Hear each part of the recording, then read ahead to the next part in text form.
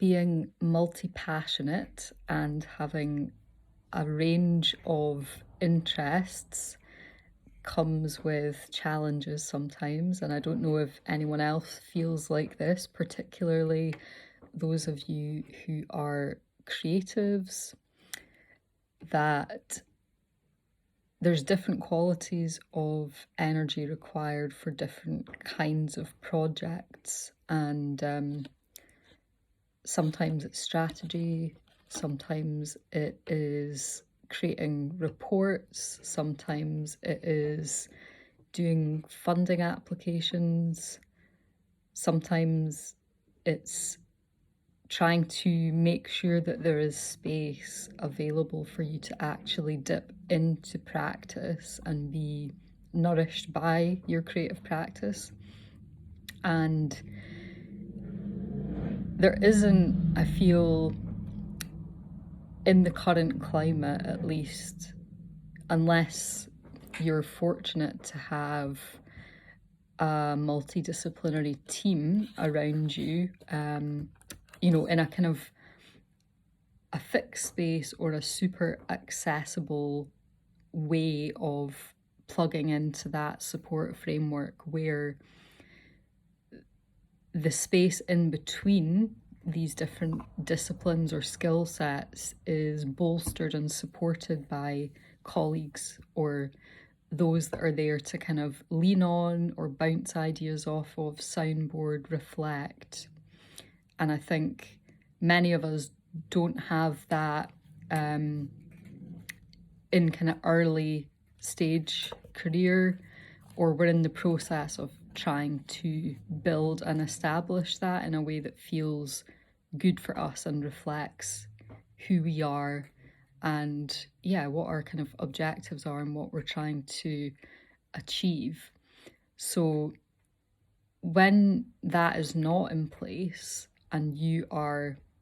initiating everything yourself, it goes in a way of feeling that you're stretched too thinly when you try to maintain a kind of steady connection to everything simultaneously. And I've found from a kind of productivity perspective, but also cognitive clarity perspective, that it is much easier to immerse in one thing at a time and to give that, the fullest attention that I can. Obviously, there are always things that are running in the background or little side quests that come in to maybe detract from the ultimate objective, but that's digital life, that's modern life. So at least with this approach, when you're then immersed inside of the container that you've created for tackling that specific thing, wearing that specific hat, it feels like there can be tangible steps made. However, there is a consequence to that also when you're working independently, which is that you have to kind of unplug and detach from one channel and then position yourself into the new focus, and that might be as much practical and physical as it is how you set the tone of your energy for how you're moving into a task and making that transition or creating a separation between, or just that thing of having to coax a different part of your brain to kind of come online and be able to be present. So yes, sitting and doing accounts or working in that domain is activating potentially something very different to doing a physical practice, working with the body and exploring and playing in that way. And for that reason, this unplugging and then rooting and grounding into something else there's a kind of summoning of energy that is required to kind of make the separation and transition, and then kind of land, stabilize, secure yourself, and then sort of begin to set intentions and kind of warm up into this new space. And with practice, certainly there is this sense of being able to do this in a more effective way and to adapt, transition. I'm saying more quickly, but it becomes easier. But all of this is also dependent on what your kind of baseline energy is, because if you're kind of dragging yourself along anyway, or you're kind of at the end of a month of busy things and your energy is kind of in a lower place, the effort feels all the more so of this, like, oh, right, on to the next, and then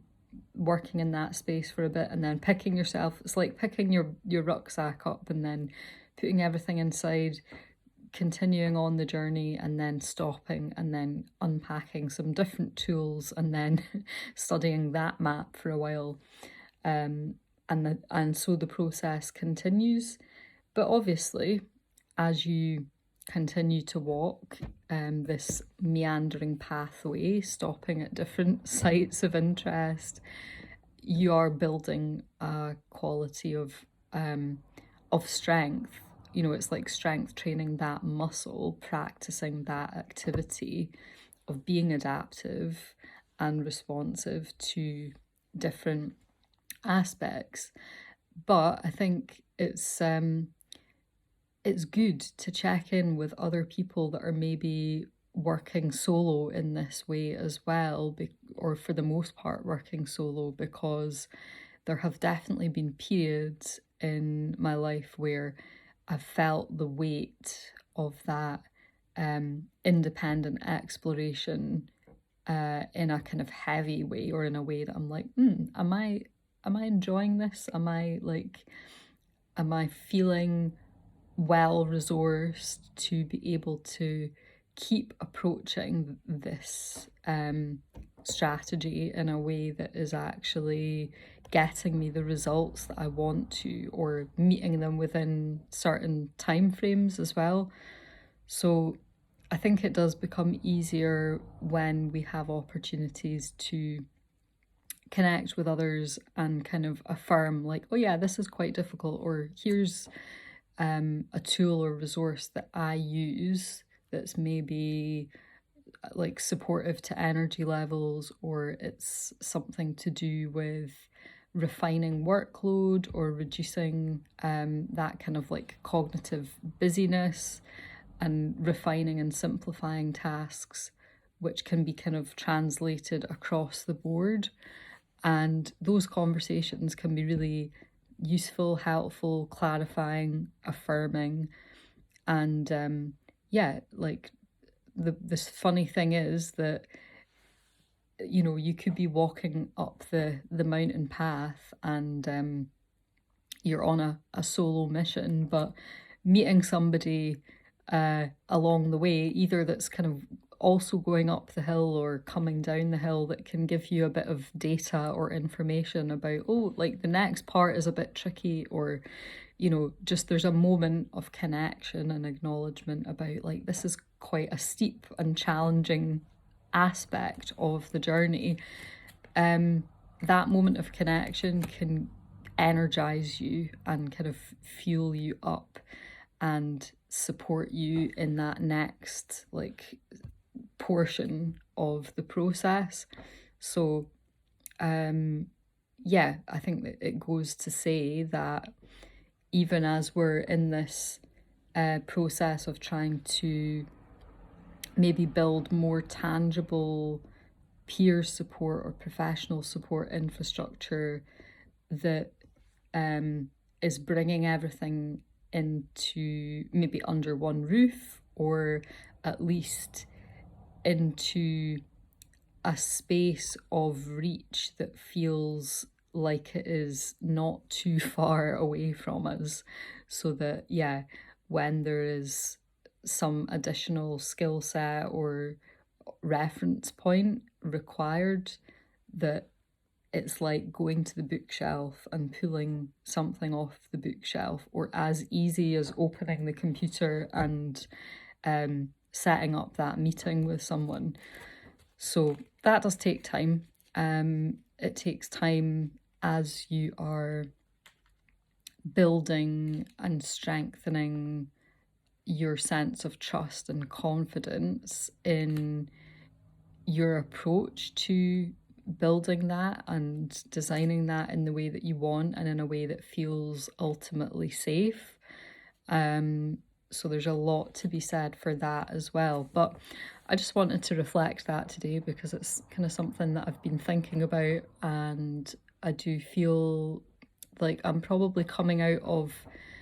the other side of a period where, yeah, the weight of that was feeling quite tricky, quite taxing. And now I'm kind of maybe taking a bit more of a pragmatic approach to it, of appreciating that there's all the more energy and effort required to switch into a new focus. But with that knowledge and with the understanding of what that means for me, and a more awareness around what supports my energy levels, it means that I can build in supportive activities in between to bridge those things and hopefully give me a little bit of a boost, or something that will mean that it's not so difficult. So yeah, if this relates to your own work, your own kind of creative life, I'd be really interested to hear what your perspective is, and maybe you're working as part of a team. What are the benefits of that? And what stage are you at as well? And what is your preferred working style? Do you prefer to work on your own, or do you like having that like tangible, close network to hand? So dependent on our learning styles and what kind of field and discipline we're in. So feel free to let me know in the comments, and yeah, have a good rest of your day, everyone.